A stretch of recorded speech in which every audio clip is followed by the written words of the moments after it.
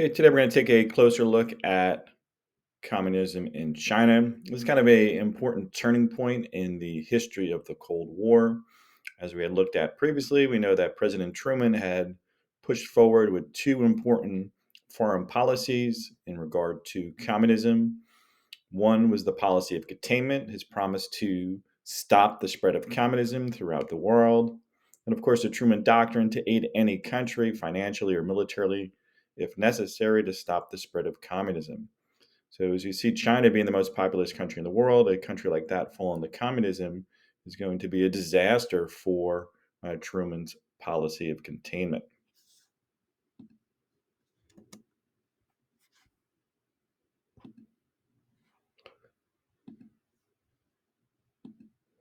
So, as we go forward, make sure that you're filling out the guided notes. As we go forward, each statement you should complete. So China is the largest country in Asia, the most populous nation in the world. When you look at China's geography, it's important to understand how it was able to remain isolated for a long period of time. If you take a closer look at the Gobi Desert, which is located in the northern region of China, if you look at the Himalayan mountains, those are located in um, southwestern China. Along the east coast of China is the Pacific Ocean. And of course, they built the Great Wall of China to fill in any areas where outsiders could kind of get through. So when you look at those factors, they're able to develop isolated for a long period of time, kind of keeping it separate from its neighbors.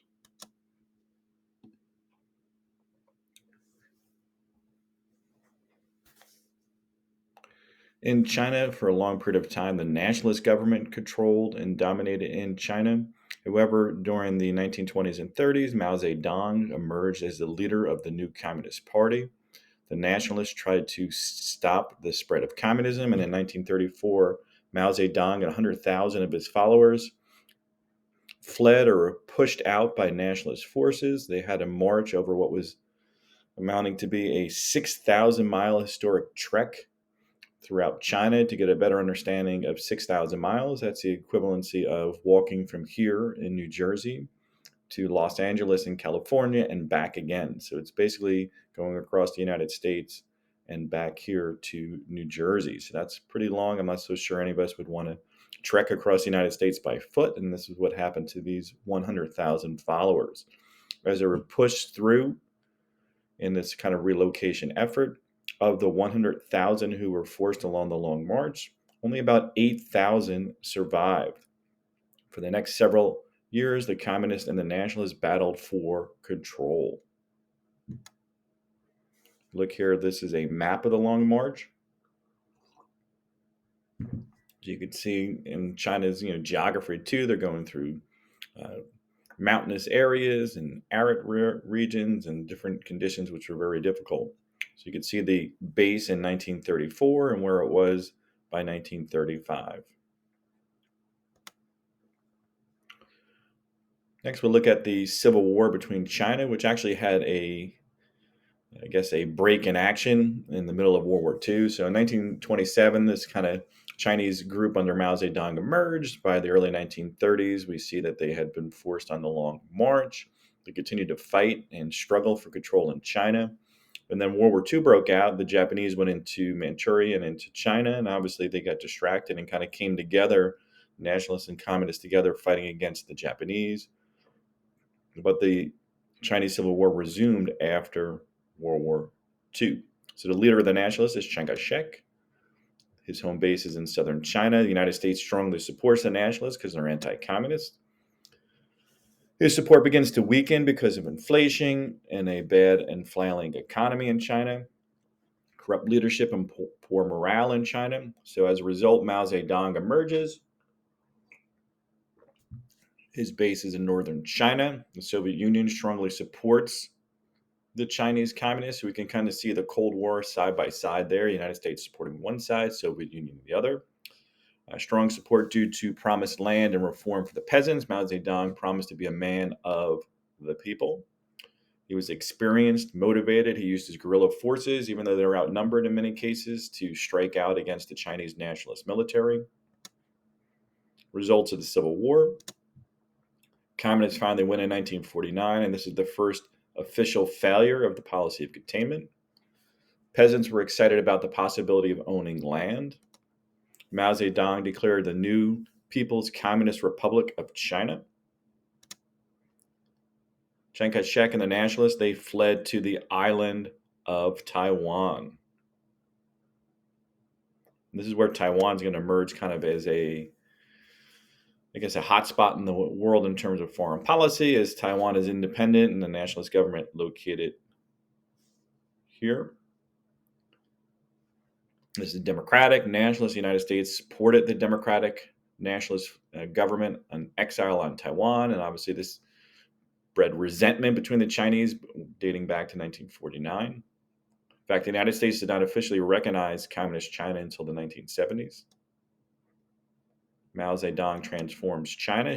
Mao wanted to quickly strengthen his rule over China's 550 million people in 1949. He had a communist agenda.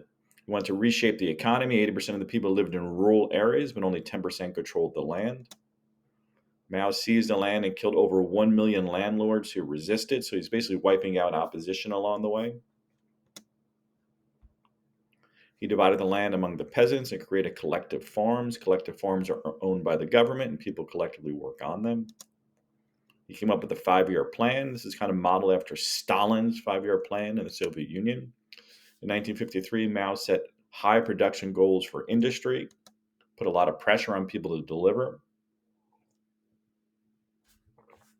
By 1957, China's coal, cement, steel, and electricity outputs increased tremendously. So here in the 1950s, we're seeing the foundation of China eventually being able to emerge as an economic power.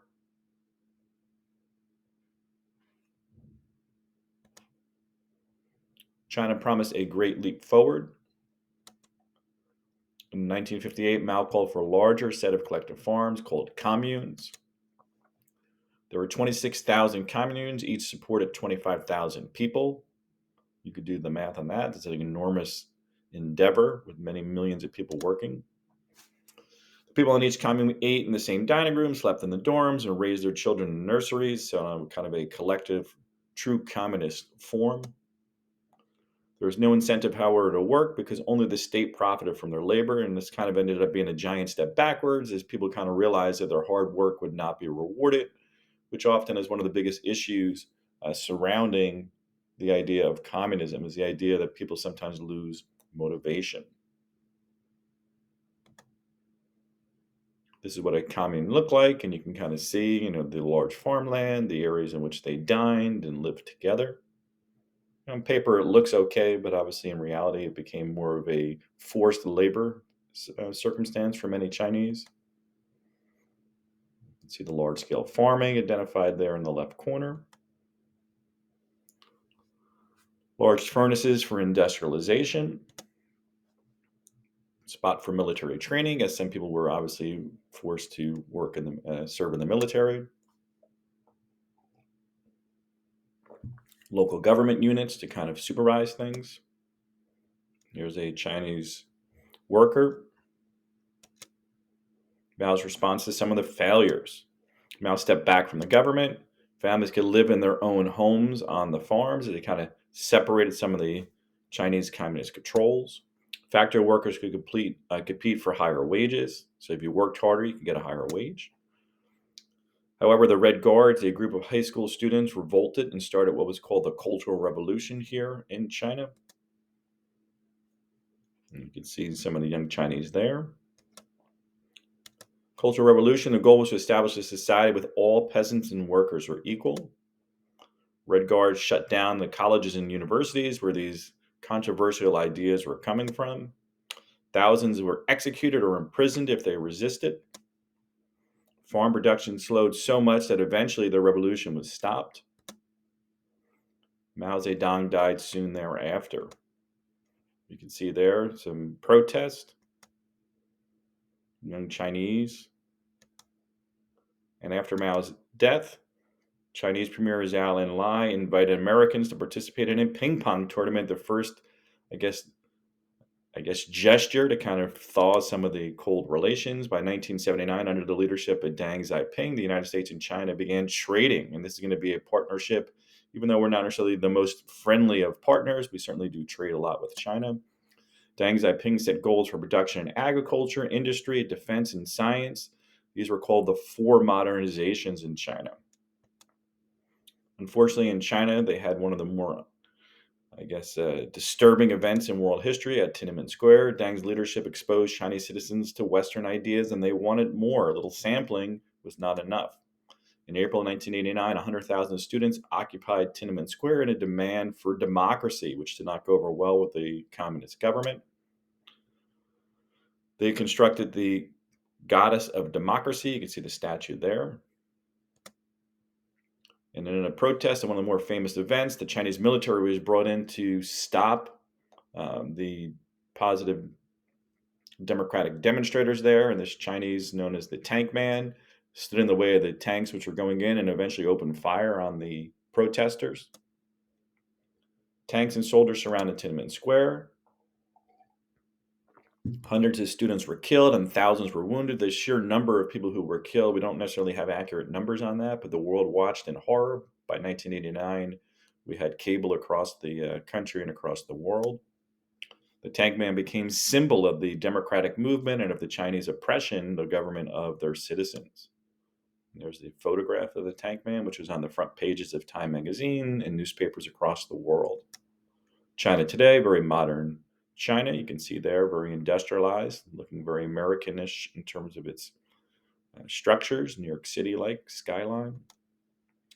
It's the world's most populous country today at 1.4 billion.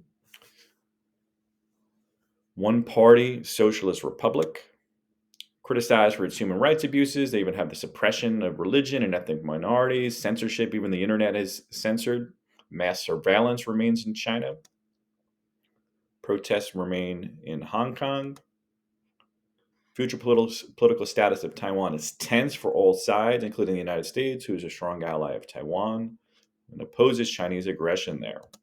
And your final reflection question is, where do you see the future of China, Taiwan, and the United States? Have you been following the current news and media? As there's quite a bit of push from the Chinese. They're flying their military, doing flyovers over Taiwan, a lot of threats on both sides. Do you think this is going to resolve peacefully? Kind of your own reflection there. So you finished up the reflection question. Make sure you've completed all the statements for the guided notes. Submit that in Google Classroom. And that'll wrap up our look here at communism in China as we kind of traced it from the period of time that we're studying in the Cold War right up to contemporary times.